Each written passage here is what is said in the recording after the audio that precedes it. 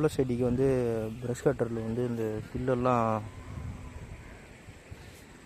மொத்தம் அடிச்சுட்டு பிறகு இது அடிக்காது.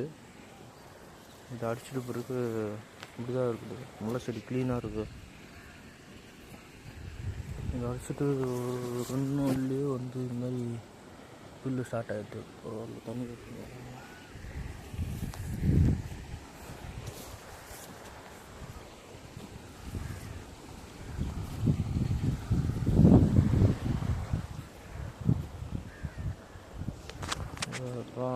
லைட்டாக அதில் வந்து பூ வந்து எனக்கு இருந்தாலும் வந்து இந்த துளுப்புலேயே திருப்பி வந்து சைடு காய்ச்சி வருது.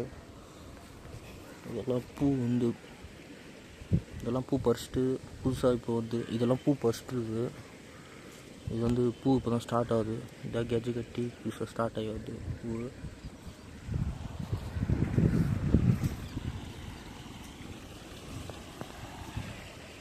இது வந்து காலையில் பறிக்காத அப்படியே விட்டோம். அந்த பூவை மறந்து விட்டுக்கிறோம் சைடில்.